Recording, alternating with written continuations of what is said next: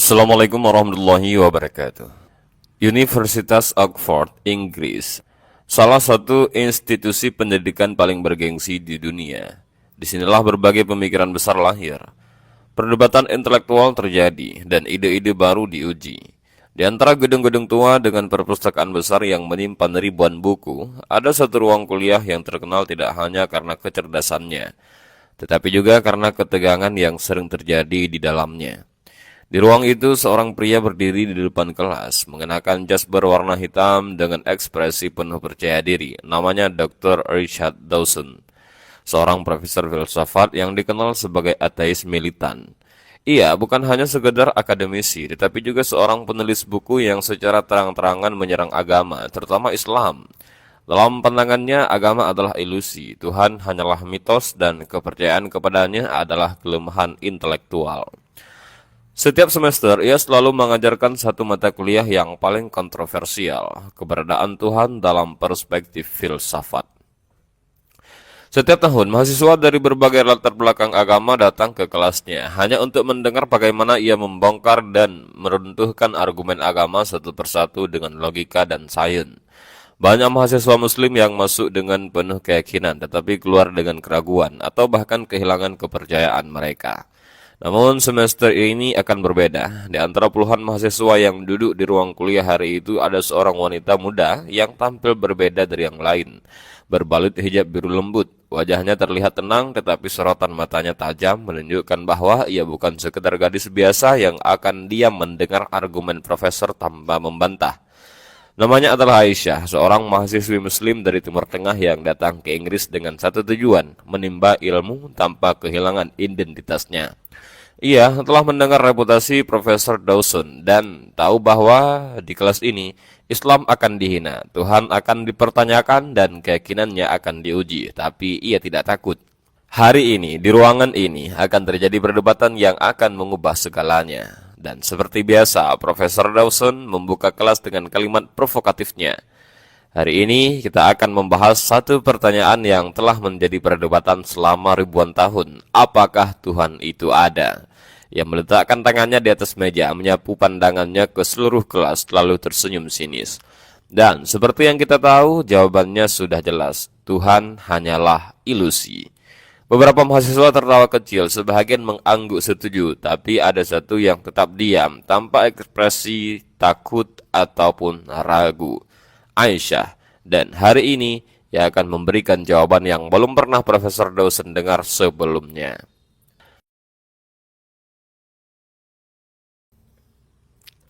Suasana ruang kuliah terasa tegang. Mahasiswa-mahasiswa di dalamnya duduk dengan penuh perhatian, menunggu sang profesor yang berdiri di depan kelas. Beberapa terlihat bersemangat, beberapa terlihat gugup. Mereka tahu bahwa mata kuliah ini bukan sekedar sesi akademik biasa, tetapi lebih seperti arena debat terbuka. Dan yang paling sering kalah dalam perdebatan ini adalah mereka yang beragama. Dr. Richard Dawson berjalan perlahan ke papan tulis, menulis dengan huruf besar. Apakah Tuhan ada? Ia kemudian berbalik, menyilangkan tangannya di dadanya, dan memandang para mahasiswa dengan penuh keyakinan. Setiap tahun saya mengajukan pertanyaan ini kepada kelas saya, katanya. Dan setiap tahun saya selalu mendapatkan jawaban yang sama dari mereka yang masih percaya pada Tuhan. Jawaban yang tidak berdasar, emosional, dan tidak dapat dibuktikan secara ilmiah. Ia mulai melangkah di antara barisan kursi mahasiswa, menatap satu persatu wajah mereka. Hari ini saya ingin menantang kalian. Jika ada yang berani membuktikan keberadaan Tuhan dengan argumen yang tak terbantahkan, silakan berdiri dan sampaikan kepada saya. Tapi sebelum itu saya ingin mengingatkan, selama ratusan tahun para pemikir terbesar di dunia telah mencoba membuktikan Tuhan dan mereka gagal. Jadi saya harap kalian siap untuk menerima kenyataan. Beberapa mahasiswa tertawa kecil, beberapa terlihat menundukkan kepala, enggan menjadi sasaran sang profesor. Namun di antara mereka ada satu yang tak tertawa, Aisyah. Gadis muslim berhijab biru itu duduk dengan tenang, tatapannya lurus ke arah profesor, wajahnya tidak menunjukkan ketakutan atau keraguan sedikit pun. Dosen menyadari kehadirannya. Ia tahu bahwa mahasiswa muslim selalu menjadi kelompok yang paling defensif dalam kelasnya, Ia tersenyum tipis dan mengarahkan pertanyaannya langsung ke arah Aisyah. "Kamu muslim bukan?" tanyanya. Aisyah mengangguk. "Iya, Profesor." "Bagus," kata Dawson. "Saya sudah sering berdebat dengan muslim sebelumnya. Mereka selalu mencoba membela Tuhan mereka, tetapi pada akhirnya mereka selalu berakhir dengan argumen. Kita harus beriman atau kita tidak akan bisa memahami rencana Tuhan. Dengan kata lain, mereka tidak bisa menjawab pertanyaan saya, apakah kamu ingin mencoba hari ini?" Kelas menjadi hening, semua mata tertuju pada Aisyah. Ia tetap tenang, lalu dengan suara yang lembut tetapi penuh keyakinan ia menjawab, "Dengan senang hati, Profesor." Dawson mengangkat alisnya, sedikit terkejut dengan keberanian gadis itu. "Baiklah, berikan saya satu bukti bahwa Tuhan itu ada." Aisyah tersenyum tipis. Ia merapikan hijabnya, lalu berkata dengan nada yang tepat, lembut namun tegas, "Sebelum saya menjawab pertanyaan Profesor, bolehkah saya bertanya sesuatu?" Dawson menyilangkan tangannya, memberi isyarat agar ia melanjutkan. "Profesor, apakah Anda percaya pada keadilan?" tanyanya. Dawson tampak bingung. Tentu saja, keadilan adalah konsep fundamental dalam masyarakat. Tanpa keadilan, kita tidak bisa memiliki hukum atau ketertiban. Aisyah mengangguk. "Baik, jika Anda percaya pada keadilan, bisakah Anda menunjukkan kepada saya bagaimana bentuknya, warnanya apa, seberapa besar ukurannya?"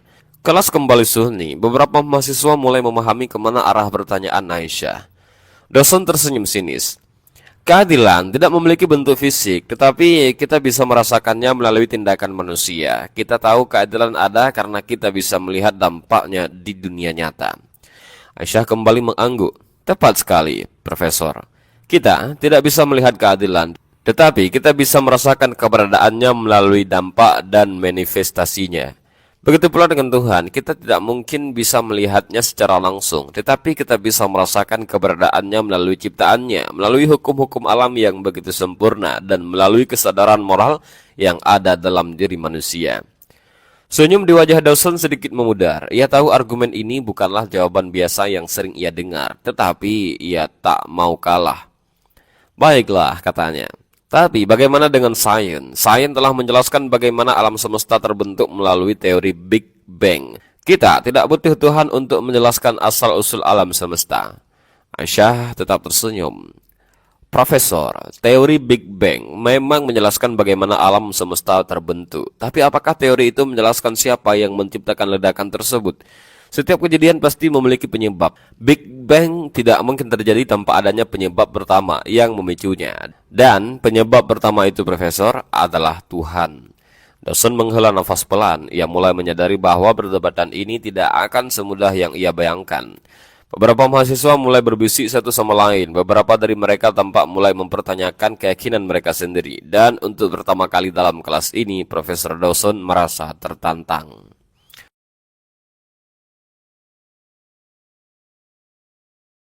Suasana ruang kuliah semakin tegang. Semua mata tertuju pada Aisyah dan Profesor Dawson yang berdiri di tengah perdebatan intelektual yang tak terduga. Dawson menyipitkan matanya, mencoba mengatur strategi. Ia sudah banyak berdebat dengan pemuka agama, ilmuwan, bahkan profesor teologi. Tetapi kali ini ia merasa ada sesuatu yang berbeda. Gadis muslim ini tidak gentar, tidak emosional, dan tidak terjebak dalam retorika klise. Ia menarik nafas, lalu berkata, "Baiklah, kalau begitu, mari kita bicara tentang hukum sebab akibat. Kamu mengatakan bahwa setiap kejadian membutuhkan penyebab. Big Bang pasti memiliki penyebabnya. Tapi jika kamu mengatakan bahwa Tuhan adalah penyebab pertamanya, maka saya bertanya, siapa yang menciptakan Tuhan?"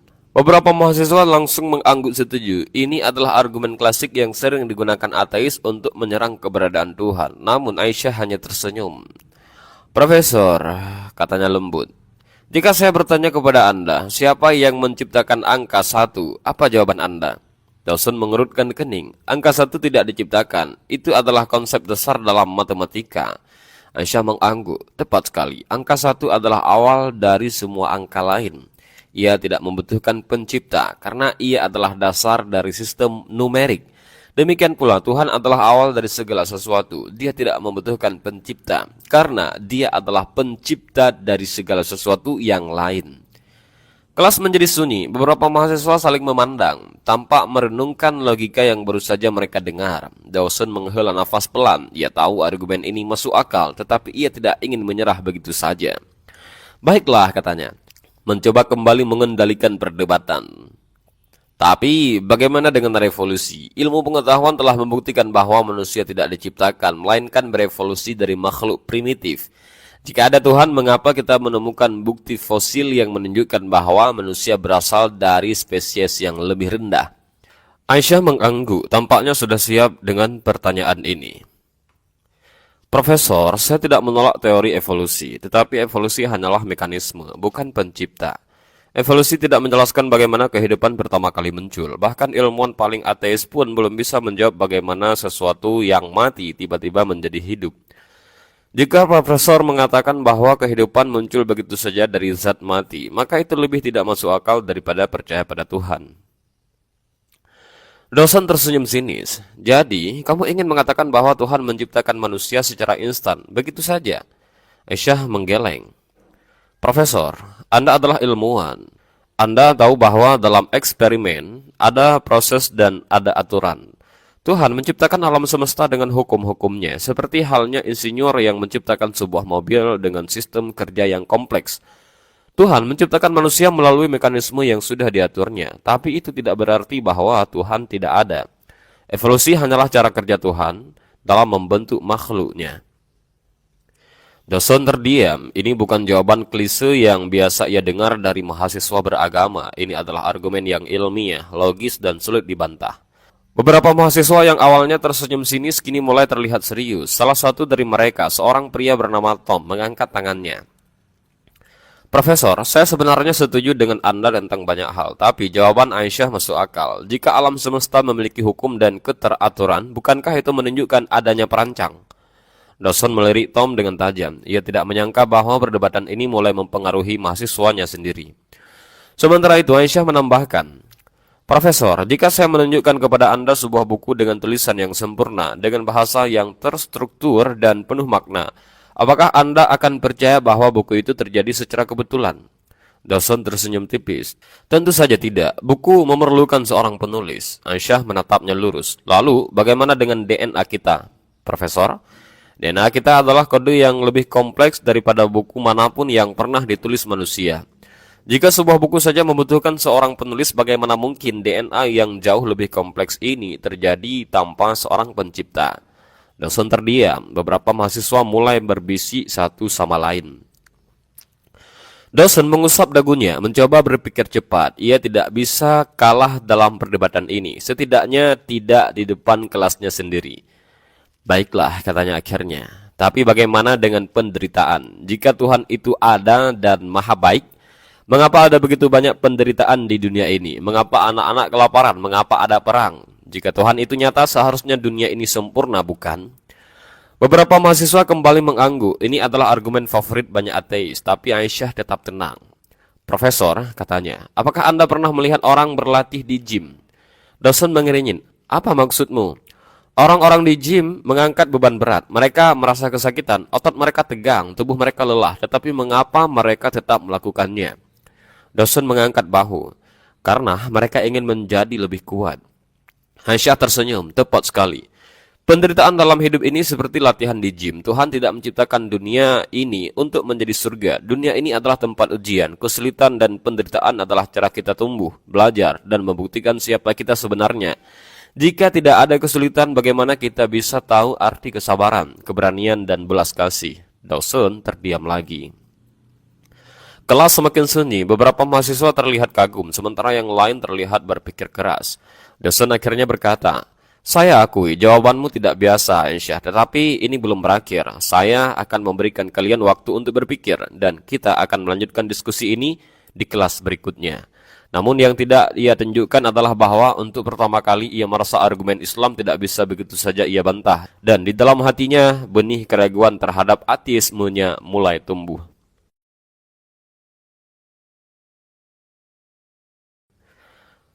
Biasanya, Profesor Dawson yang selalu mendominasi diskusi, mahasiswa lebih sering menjadi pendengar pasif, mengangguk setuju dengan argumen-argumen skeptisnya. Tapi hari ini ia menghadapi sesuatu yang tak terduga. Seorang mahasiswi muslim yang tidak hanya berani menantangnya, tetapi juga memberikan jawaban yang sulit ia bantah. Beberapa mahasiswa terlihat saling berbisik, sebagian tampak terpukau, sebagian lagi terlihat gelisah. Mereka tidak terbiasa melihat profesor mereka dalam posisi defensif.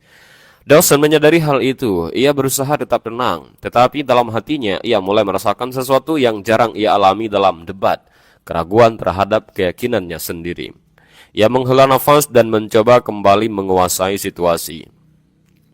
Baiklah, katanya dengan nada yang lebih serius.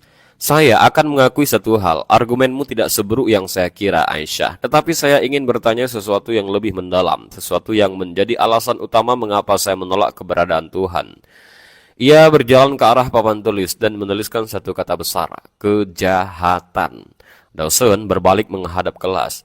Jika Tuhan itu ada, mengapa dunia ini penuh dengan kejahatan? Aisyah tetap diam, membiarkan profesor melanjutkan argumennya. Jika Tuhan itu maha baik, mengapa dia membiarkan perang, pembunuhan, dan penderitaan terjadi? Mengapa dia membiarkan anak-anak kelaparan? Mengapa dia membiarkan orang-orang jahat menang? Jika Tuhan benar-benar ada, mengapa dia tidak menciptakan dunia yang sempurna tanpa kesedihan dan kejahatan?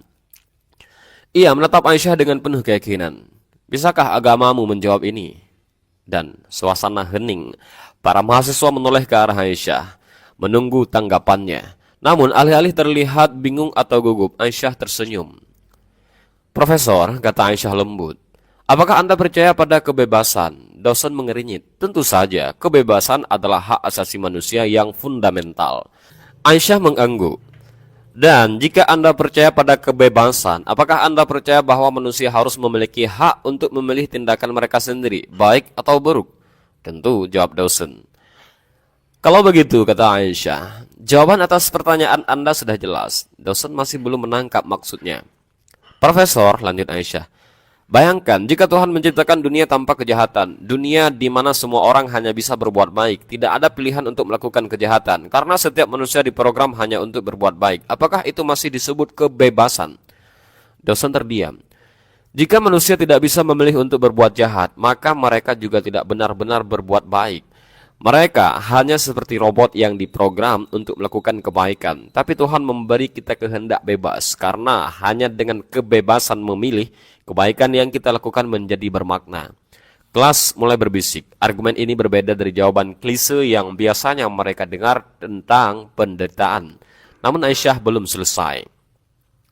Profesor, lanjut Aisyah, apakah Anda pernah melihat seorang guru di dalam kelas ujian? Apa maksudmu? Dawson terlihat bingung. Ketika seorang guru mengadakan ujian, ia membiarkan murid-muridnya mengerjakan soal sendiri. Guru tidak memberi jawaban, tidak membantu, dan tidak mengganggu. Bahkan jika seorang siswa gagal, guru tetap diam. Apakah itu berarti sang guru tidak peduli? Dawson terdiam. Tentu tidak, kata Aisyah. Guru diam karena ujian sedang berlangsung. Setelah ujian selesai, guru akan menilai hasilnya dan memberikan balasan yang adil. Ia menatap Dawson dalam-dalam. Begitu juga dengan dunia ini, Profesor. Tuhan memberi manusia ujian dengan membiarkan kita memilih jalan kita sendiri. Kejahatan dan penderitaan bukan berarti Tuhan tidak ada. Itu adalah bahagian dari ujian hidup. Dan setelah ujian ini selesai, di akhirat nanti, setiap orang akan mendapatkan keadilan yang sesungguhnya. Suasana kelas menjadi sangat sunyi. Beberapa mahasiswa yang sebelumnya mendukung Dawson kini mulai merenung. Logika yang dibangun oleh Aisyah terlalu kuat untuk diabaikan. Dawson menghela nafas panjang. Ia mencoba mencari celah dalam argumen itu, tapi untuk pertama kali ia tidak menemukan bantahan yang memuaskan. Dawson berjalan perlahan ke mejanya, menatap papan tulis dengan ekspresi yang sulit dibaca. Sementara itu Aisyah duduk kembali. Ia tidak perlu mengatakan apa-apa lagi. Ia tahu bahwa benih keraguan telah tertanam di hati sang profesor. Kelas berakhir tanpa Dawson memberikan jawaban terakhir. Ia hanya berkata singkat, "Kita lanjutkan diskusi ini minggu depan." Namun di dalam hatinya ia tahu ini adalah pertama kalinya dalam hidup ia merasa kalah dalam debat tentang Tuhan.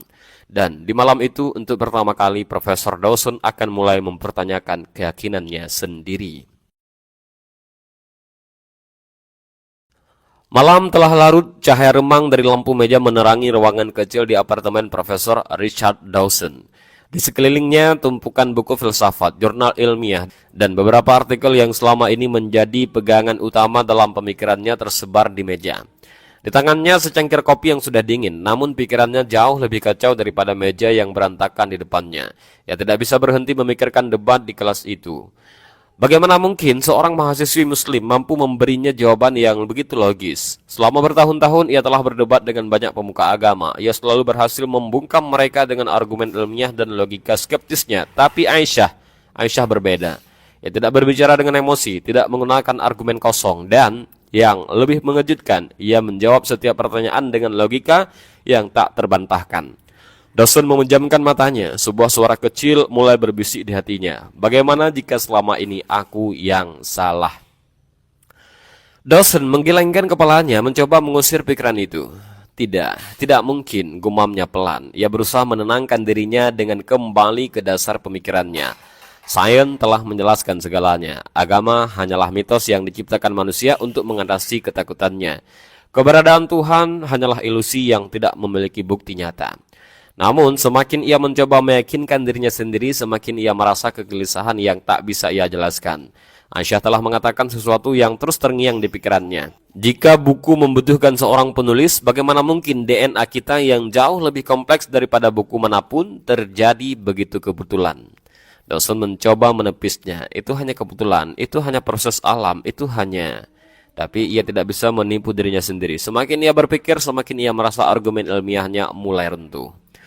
Dawson bangkit dari kursinya, mengambil sebuah buku dari raknya. Bukan buku filsafat, bukan jurnal ilmiah, tetapi sesuatu yang selama ini tidak pernah ia sentuh, sebuah terjemahan Al-Quran. Ia pernah mendapatkannya dari seorang kolega bertahun-tahun lalu, sebagai bentuk tantangan akademik. Tapi ia tidak pernah membacanya secara serius. Malam itu untuk pertama kalinya ia membuka lembaran kitab yang selama ini ia hina. Ia membaca dengan skeptis, mencari celah, mencari sesuatu yang bisa ia jadikan senjata untuk membantah Aisyah. Namun yang terjadi justru sebaliknya. Saat ia membuka secara acak, matanya langsung tertuju pada ayat. Kami akan memperlihatkan kepada mereka tanda-tanda kebesaran kami di segala penjuru dan pada diri mereka sendiri. Sehingga jelaslah bagi mereka bahwa Al-Quran itu adalah kebenaran. Al-Quran Surah Fussilat ayat 53. Dawson membacanya berulang kali. Tanda-tanda di segala penjuru. Ia teringat bagaimana selama ini ia mengagumi keteraturan alam semesta, dari hukum gravitasi hingga pergerakan bintang. Tanda-tanda di dalam diri manusia. Ia teringat bagaimana DNA manusia menyimpan informasi lebih kompleks daripada perpustakaan terbesar di dunia. Ia menutup Al-Quran perlahan, merasakan sesuatu yang tak pernah ia rasakan sebelumnya. Ketakutan. Bukan ketakutan akan Tuhan, bukan ketakutan akan agama, tetapi ketakutan bahwa selama ini ia telah menolak sesuatu yang sebenarnya sangat masuk akal. Dawson menatap jendela apartemennya, melihat ke langit yang gelap, lalu sesuatu yang tak pernah ia bayangkan terjadi. Ia berbisik pelan, nyaris tak terdengar. Ya Tuhan, jika Engkau ada, tunjukkan aku jalan yang benar. Begitu kata-kata itu keluar dari mulutnya, ia merasakan sesuatu yang aneh. Untuk pertama kali dalam hidup, hatinya terasa ringan. Seolah-olah ada beban yang selama ini menekannya telah diangkat. Ia tidak tahu mengapa, ia tidak tahu bagaimana. Tetapi malam itu, Profesor Richard Dawson merasakan sesuatu yang tak bisa dijelaskan oleh ilmu pengetahuan. Malam itu, benih iman mulai tumbuh di hatinya. Malam berlalu tetapi Profesor Dawson tidak bisa tidur. Ia berbaring di tempat tidurnya, menatap langit-langit kamar dengan pikiran yang tak henti-hentinya berputar. Biasanya jika ia mengalami kegelisahan, ia cukup membaca buku filsafat atau menonton diskusi ilmiah untuk menenangkan dirinya. Tetapi kali ini ia tidak bisa menenangkan pikirannya. Ia terus memikirkan ayat yang ia baca tadi malam. Kami akan memperlihatkan kepada mereka tanda-tanda kebesaran kami di segala penjuru dan pada diri mereka sendiri. Sehingga jelaslah bagi mereka bahwa Al-Quran itu adalah kebenaran. Al-Quran Surah Fussilat ayat 53. Tanda-tanda di segala penjuru dan pada diri mereka sendiri. Dawson bangkit dari tempat tidurnya. Ia merasa seolah-olah ada sesuatu yang memaksanya untuk menggali lebih dalam. Ia duduk di depan laptopnya dan mulai mengetik sesuatu di mesin pencarian, bukti ilmiah dalam Al-Quran. Selama ini ia selalu menertawakan konsep bahwa kitab kuno seperti Al-Quran bisa memiliki wawasan ilmiah, tetapi malam ini ia berbeda. Ia tidak lagi mencari untuk membantah, ia mencari untuk memahami, dan yang ia temukan mengejutkan. Al-Quran menyebutkan bahwa alam semesta mengembang. Al-Quran Surah Adz-Dzariyat ayat 47. Sesuatu yang baru ditemukan sains di abad ke-20 melalui teori ekspansi alam semesta oleh Edwin Hubble. Yang kedua, Al-Quran berbicara tentang embrio manusia dalam rahim dengan deskripsi yang sangat mirip dengan ilmu embrio modern. Al-Quran Surah Al-Mu'minun ayat 12-14. Juga Al-Quran menyebutkan bahwa gunung-gunung berfungsi sebagai pasak yang menstabilkan kerak bumi. Al-Quran Surah An-Naba ayat 6-7 yang kemudian ditemukan dalam studi geologi modern. Dosen membacanya dengan rahang mengantuk rapat.